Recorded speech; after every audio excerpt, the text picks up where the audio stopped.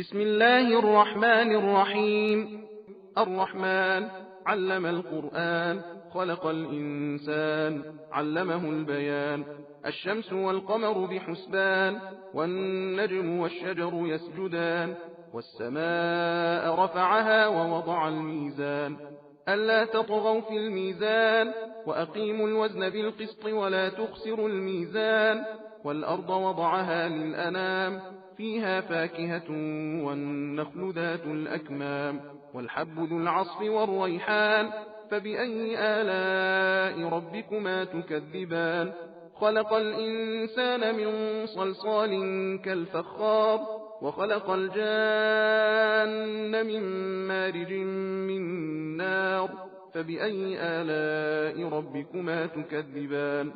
رب المشرقين ورب المغربين، فبأي آلاء ربكما تكذبان؟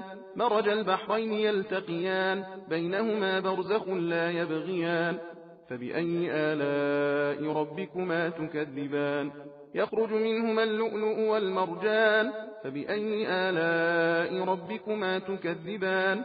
وله الجوار المنشآت في البحر كالأعلام، فبأي آلاء ربكما تكذبان؟ كل من عليها فان، ويبقى وجه ربك ذو الجلال والإكرام. فبأي آلاء ربكما تكذبان؟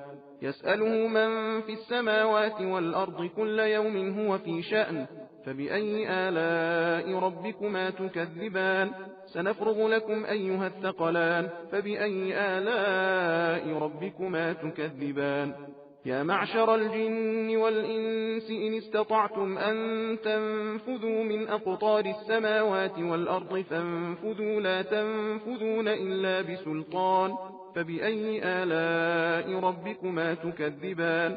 يرسل عليكما شواظ من نار ونحاس فلا تنتصران. فبأي آلاء ربكما تكذبان؟ فإذا انشقت السماء فكانت وردة كالدهان.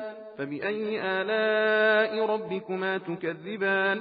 فيومئذ لا يسأل عن ذنبه إنس ولا جان.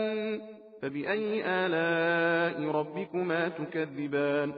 يعرف المجرمون بسيماهم فيؤخذ بالنواصي والأقدام. فبأي آلاء ربكما تكذبان؟ هذه جهنم التي يكذب بها المجرمون، يطوفون بينها وبين حميم آن. فبأي آلاء ربكما تكذبان؟